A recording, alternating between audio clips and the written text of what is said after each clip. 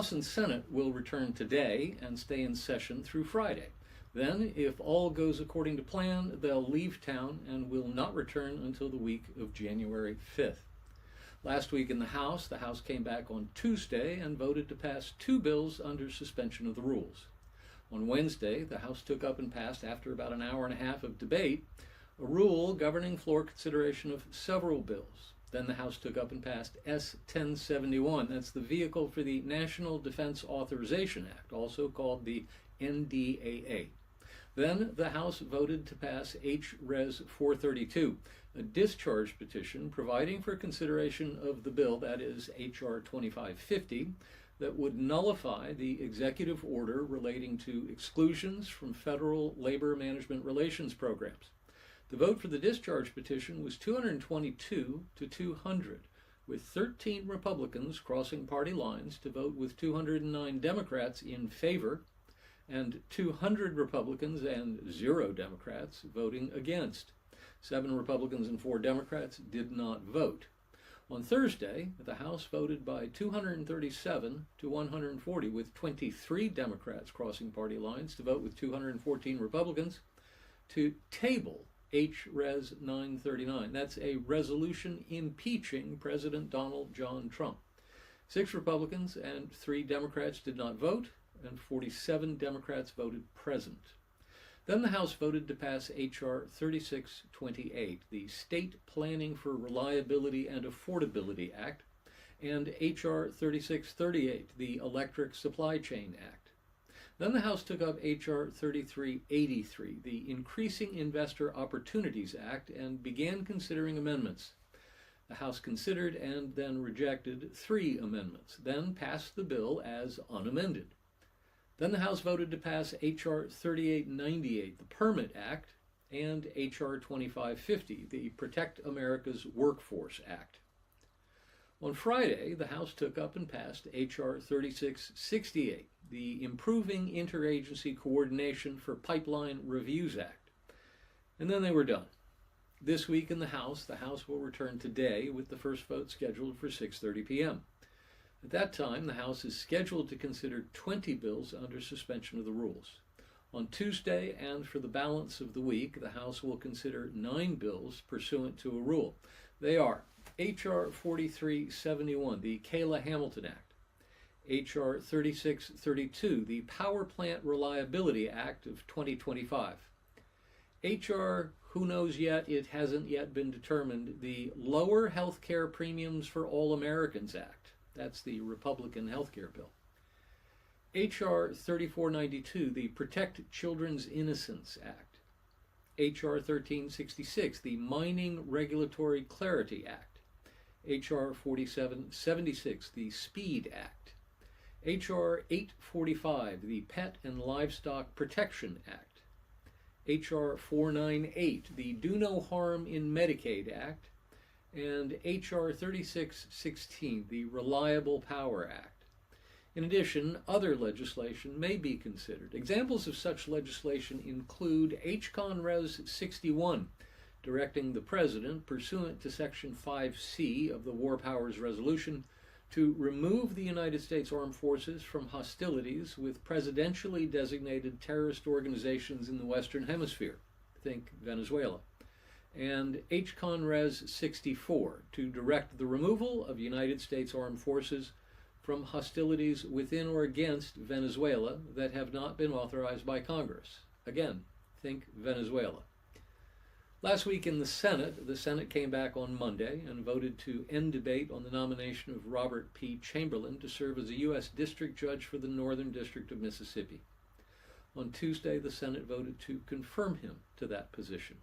Then the Senate voted to end debate on and then to confirm the nominations of William J. Crane to be a U.S. District Judge for the Eastern District of Louisiana, and James D. Maxwell to serve as a U.S. District Judge for the Northern District of Mississippi.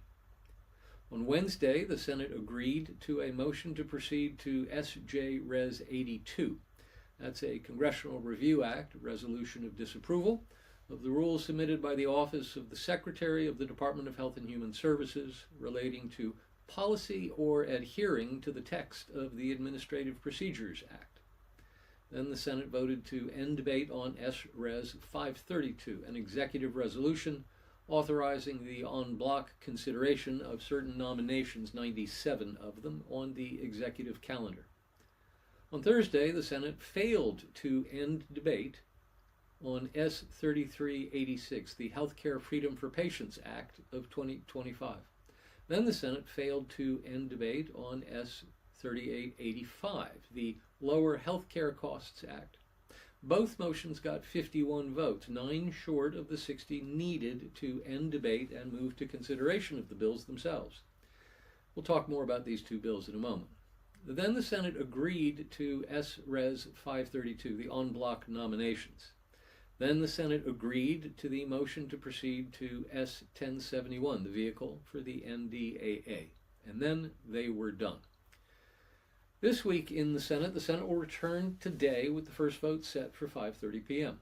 At that time, the Senate will proceed to a roll call vote on the motion to end debate on the motion to concur in the House amendment to S-1071, the National Defense Authorization Act. This will be the major focus of the Senate's legislative work this week. The NDAA has now passed the House, and it's passed the Congress every year for 64 years. And I don't think John Thune intends to be the Senate Majority Leader who brings that streak to a close. So I expect they'll do everything they need to pass it. It could move as quickly as tomorrow to final passage if everybody agrees to a unanimous consent request. We'll see.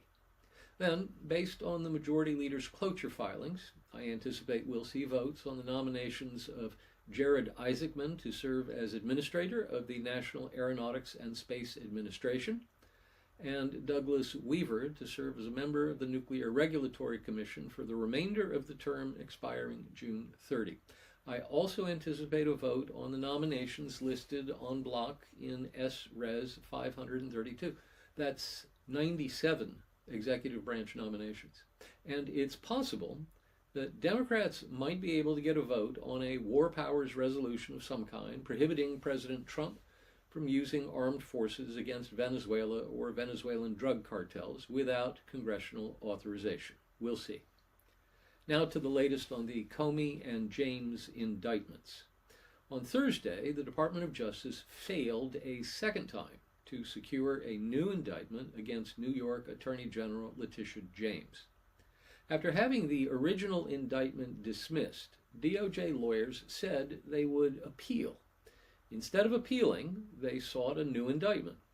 First, they tried to get a grand jury in Norfolk, Virginia, where the house at the center of this case is located, to indict her. But that grand jury refused. That was last week. So prosecutors tried again, this time with a grand jury located in Alexandria, Virginia, the so-called rocket docket. But that grand jury, too, failed to return an indictment. We haven't heard anything new on continued attempts to indict James Comey. Stay tuned. Now let's talk about health care. Let's review. In early 2021, after 8 years of Obamacare, there were about 11 million people enrolled in Obamacare exchange plans.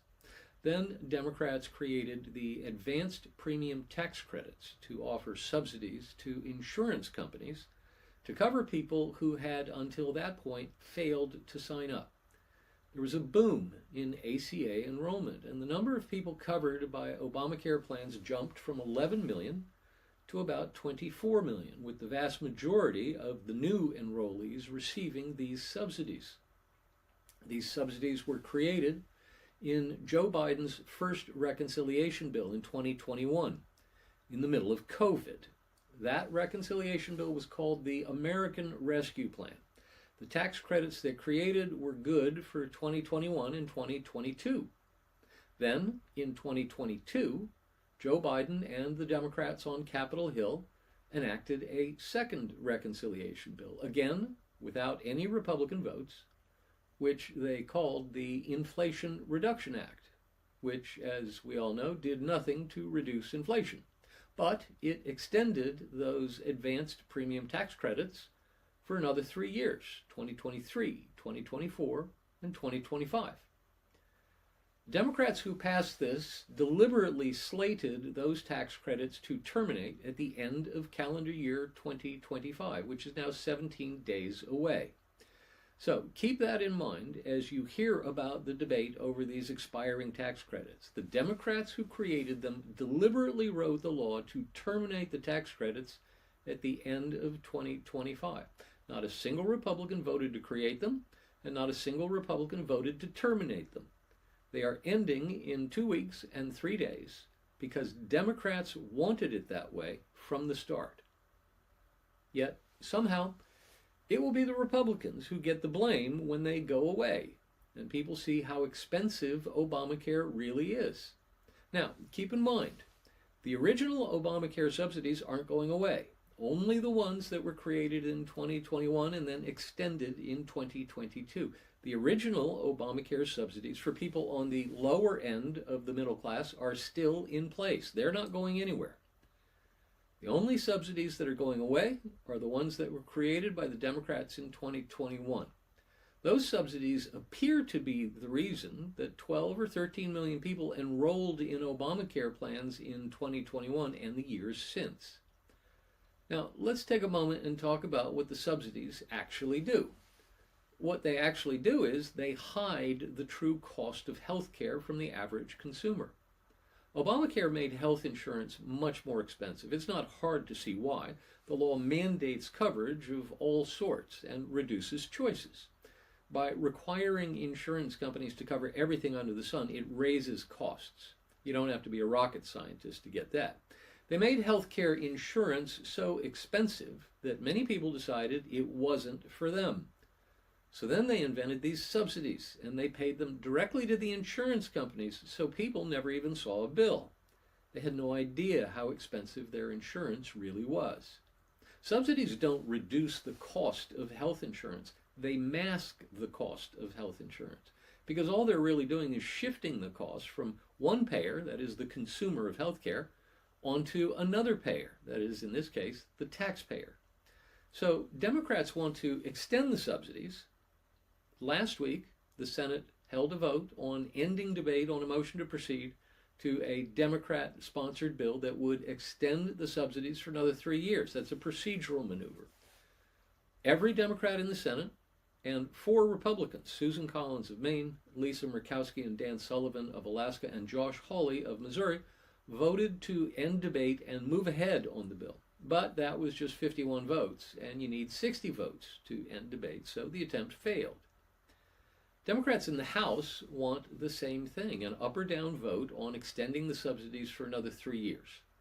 They have a discharge petition that has 214 signatures on it, just 4 short of the magic 218 that would force a floor vote. Late last week, Speaker Johnson unveiled the House Republican leadership's health care bill. The House Rules Committee will consider it tomorrow, Tuesday, and the House will likely take it up Wednesday, maybe Thursday. Moderates have 2 bills they're pushing, and by that I mean moderate Republicans. Brian Fitzpatrick of Pennsylvania has a bill to extend the expiring subsidies for 2 years with reforms to tighten up against fraud and lowers the income cutoff, so families making $600,000 a year do not qualify. Congresswoman Jen Kiggans of Virginia also has a bill that would extend the tax credits and add income caps and anti-fraud measures. The Republican leadership planned to corral the moderates' votes by cutting a deal with them, allow the moderates a vote on an amendment, but there was disagreement over the weekend about what exactly the text of that amendment would look like, and that plan appears to have collapsed. Instead, it looks like Fitzpatrick and Kiggans and a couple other moderate Republicans will go to the Rules Committee on Tuesday afternoon and try to get their amendment slated for floor consideration. I doubt the Rules Committee will make that in order. If and when their effort at rules fails, the GOP moderates will be free agents, and we have no idea how they might vote on the ultimate Republican health care package. The leadership believes they have to pass this bill. Even if it goes nowhere in the Senate, they need a bill to pass so they can say Republicans passed a health care bill. Consequently, they've kept it narrowly focused, only adding measures that have already passed the House in earlier versions. So, the House Republican leadership bill, they call it the Lower Healthcare Premiums for All Americans Act, contains a limited reform of pharmacy benefit managers, otherwise known as PBMs. It's limited to transparency provisions, but not the broader crackdown some people wanted. The language mandates that PBMs provide detailed reports to employer plans and levies fines for late reporting. The bill also includes the cost-sharing reductions, that is the CSRs, that were in the original version of the One Big Beautiful Bill, but were knocked out in the Senate by the Senate parliamentarian. The bill codifies association health plans, so businesses can pool together to offer insurance and get the same cost savings afforded to much larger employers. And the bill includes clarification for stop-loss insurance. One thing that is not in the package is an expansion of health savings accounts. There were several options discussed at the time the One Big Beautiful Bill was being put together, but none of them made it into the OBBB, and none of them made it into this package either. Stay tuned. Now to the latest redistricting recap. On Thursday of last week, the Indiana State Senate rejected the new congressional district map that had been passed the previous week by the legislature's lower chamber. This brings to an end the prospect that the Hoosier State would engage in a mid-decade redistricting.